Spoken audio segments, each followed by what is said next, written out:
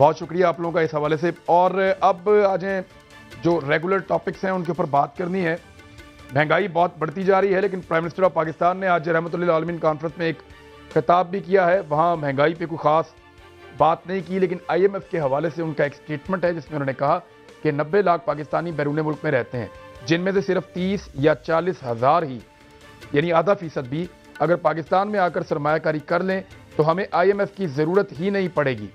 इतना पैसा उनके पास है। एक पाकिस्तानी को जानता हूं जिसके पास, अकेले के पास इतना ज़्यादा पैसा है जितना हमारा IMF के पास कर्जा है। वो तरसते हैं पाकिस्तान में आने के लिए, लेकिन पाकिस्तान का निज़ाम उन्हें यहाँ नहीं आने देता।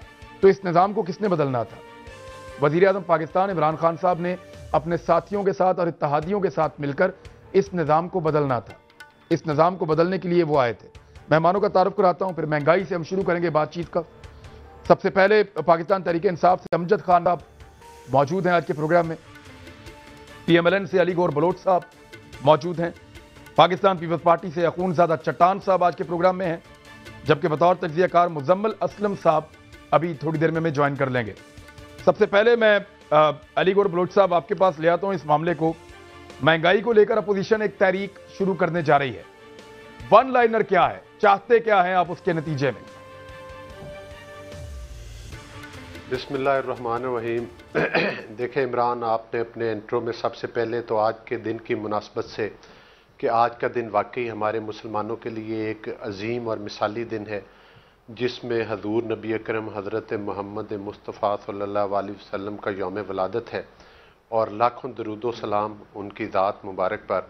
और अल्लाह ताला हमें भी तौफीक दे कि हम उनकी उसवा हुस्ना पर अमल कर सकें और एक मतलब है कि अच्छे मुसलमान साबित हों अपने मुआशरे के लिए। बहरहाल दुआ गो हैं। तो देखें, आज आपका जो सवाल है वो इंतहाई रेलिवेंट है। वन लाइनर यही है कि पाकिस्तान में पिछले 3 साल से, आपको याद होगा कि जब इमरान खान ने कंटेनर पे खड़े होकर बातें की, जो कौम के साथ वादे किए, वो किसी से ढके छुपे हुए नहीं हैं। उनके 2 स्टांस थे। एक तो वो कहते थे कि मुल्क में करप्शन है, जो पहले अशरफिया है वो पाकिस्तान में मतलब है कि वो लूट मार कर रही है और पाकिस्तान के वसाइल को लूट रही है। और दूसरा ये कहते थे कि उनके पास हर मसले का हल जो है वो 90 दिन में ही हो जाएगा, और 90 दिन के अंदर अंदर अगर वज़ीर-ए-आज़म ईमानदार होगा तो हर चीज़ में, करप्शन में भी फ़र्क पड़ जाएगा, बाहर से सरमायाकारी भी आ जाएगी। मौजूदा जो उस वक्त हुकूमतें थे, ये तो जी करप्ट हुकूमतें हैं और लोग इन पर जो है वो ट्रस्ट नहीं करते, इस वजह से मतलब है कि वो टैक्स नहीं देते, टैक्स देना शुरू कर देंगे। लेकिन हर चीज़ पे हम उर्फ़ आम में तो ये कहते हैं कि यू टर्न लिया, लेकिन मैं तो समझता हूँ कि ये यू टर्न नहीं, ये पाकिस्तानी कौम के साथ एक बहुत बड़ा धोखा और फ्रॉड था, जिसकी की कली पहले ही साल के अंदर पाकिस्तानी कौम पर खुल चुकी थी। और 3 साल में उसके इतने ज़्यादा असरात हमारे मुल्क पर आए हैं कि आज आप देख लें कि ना ही वो करप्शन के, जो करप्शन थी वो इंतकाम में बदल गई, जो उन्होंने एहतसाब करना था उसकी बजाय उन्होंने इंतकाम शुरू कर दिया। फिर आपने देखा कि उनकी जो मुआशी पॉलिसियां हैं वो इस बुरी तरह पिटी हैं कि ना। अली गौहर बलोच साहब, आपने कहा कि टैक्स इकट्ठा नहीं हुआ, ये 2-3 चीजें हैं। एक तो टैक्स आपके दौर से ज्यादा इकट्ठा हुआ इनके दौर में और लगातार ज्यादा हो रहा है। उसके अलावा जो आपकी फॉरेन रेमिटेंस है, वो ओवरसीज पाकिस्तानी उतना पैसा कभी नहीं भेजते थे जितना अब भेज रहे हैं। बहुत सारे और अदाद-ओ-शुमार हैं जो आपके दौरे हुकूमत से बेहतर है, लेकिन महंगाई ज्यादा है, ये एक फैक्टर आप कह सकते हैं। बाकी सारी चीजों में तो उन्होंने इम्प्रूव किया जो वो कह रहे थे। नहीं इमरान, देखें आपका अपनी जगह पर बात बजा है, लेकिन अगर आप टैक्स के इनके टारगेट्स देखें तो वो इन्होंने किसी 1 साल के भी अचीव नहीं किए। मुस्लिम लीग नून के टाइम में जो हमारे टैक्स के टारगेट थे, हम उसके करीब गए थे, बल्कि 1-2 सालों में तो हमने वो टारगेट अचीव भी किए। अभी तक इन्होंने कोई अचीव भी नहीं किया और टारगेट्स भी बहुत बड़े रखे। ये तो कहते थे कि हम IMF के पास नहीं जाएंगे, ये तो कहते थे कि 90 दिन में करप्शन ख़त्म होगी। अगर एहतसाब का निज़ाम इनका इतना ट्रांसपेरेंट था तो फिर ये बढ़ती हुई जो करप्शन है, जो नित रोज़ इनकी मौजूदा, आप मेरी इस बात से इत्तेफाक आया करते हैं कि इनकी हुकूमत में बहुत बड़े बड़े करप्शन के स्कैंडल्स आए हैं, लेकिन उन लोगों को किसी न किसी तरह से NRO दिया गया اور ان کو بچایا گیا اور ان کی ناک کے نیچے بیٹھ کر، ان کی احتساب کی چھتری کے نیچے بیٹھ کر، چیئرمین نیب کی چھتری کے نیچے بیٹھ کر نہ صرف عمران خان کی اے ٹی ایمز نے کرپشن کی، بلکہ ان کے جتنے بھی مافیاز تھے جو ان کے ساتھ اٹیچ ہیں، اگر ہم اس پر بات کریں تو وہ تو پھر بڑی تفصیل میں چلی جائے گی اور ظاہر ہے وہ بھی ہم ایک ایک کر کے گنوا سکتے ہیں۔ تو یہ دو نظام کٹھے نہیں چل سکتے۔ کرپشن کا نظام، مالی بدعنوانیوں کا حکومت میں شامل ہونا، مطلب حکومتی نمائندوں کا، اور پھر آپ کہیں کہ ملک میں خوشحالی بھی آ جائے۔ اور دوسرا ہمارا سب سے بڑا یہ تھا کہ یہ حکومت پاکستان کی نمائندہ حکومت نہیں ہے، یہ ایک دھاندلی کے ذریعے آئی ہے۔ جب تک اصل حقیقی عوام کے نمائندے جو ہیں وہ اسمبلیوں میں آ کر نہیں بیٹھیں گے، جو پاکستان کے عوام کو اپنا جواب دے، سر وہ کبھی بھی نہیں آئیں گے، وہ پاکستان کی تاریخ میں آج تک نہیں آئے 70 کے بعد، اور وہ کبھی نہیں آئیں گے، نہ کبھی آپ عوام کے حقیقی نمائندے بنیں گے، کیونکہ باقی لوگ کہیں گے آپ دھاندلی سے آئے، پیپلز پارٹی آئے گی تو پھر آپ اور پی ٹی آئی کہیں گے، اور جب پی ٹی آئی آئے گی تو آپ اور پیپلز پارٹی کہیں گے۔ کبھی بھی کوئی بھی پاکستان میں، میں ذرا پیپلز پارٹی کے پاس جاؤں، آپ ہمارے ٹائم کا، اخونزادہ چٹان صاحب، آپ ہمارے کرپشن ٹائم کا کمپیریزن کریں نا، آپ ہمارے کرپشن کے بڑے سکینڈل اس دور حکومت تھے، وہ یہ کہہ رہے ہیں کہ ان کو این آر او مل رہا ہے۔ بسم اللہ الرحمن الرحیم۔ چٹان صاحب، کرپشن کے جو بڑے سکینڈلز ہیں اس میں کہہ رہے ہیں کہ این آر او مل جائے گا، پیپلز پارٹی والے کیا سوچتے ہیں کہ واقعی این آر او مل جائے گا حکومتی بندوں کو؟ اور این آر او کا تو ایک ہی رستہ ہے کہ وہ جو نیب کے قانون میں تبدیلی کی گئی ہے وہ تبدیلی ویلڈ رہے، اور اس تبدیلی کو صرف آپ لوگ روک سکتے ہیں یا پی ایم ایل این روک سکتی ہے۔ لیکن آپ کے سابق صدر آصف علی زرداری صاحب نے، ان کے وکیل نے، یہ جو نیا آرڈیننس جس کو آپ لوگ قبول نہیں کرتے کسی بھی صورت میں، اسی کی بنیاد پہ زرداری صاحب کو بری کرنے کے لیے کہہ دیا عدالت کو۔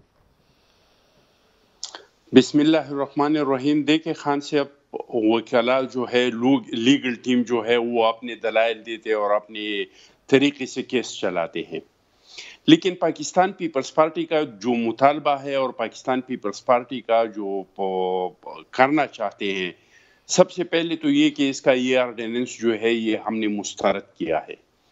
ہمارا مطالبہ یہ نہیں ہے کہ آپ اس طرح کا آرڈیننس لائے یا آپ اس طرح کا بل لائے یا آپ اس طرح کا ادارہ بنائے جس سے آپ بیوروکریٹس کو بھی نکال دے، جس سے اپنے وزراء کو بھی نکال دے، جس سے آپ بزنس مینوں کو بھی نکال دے۔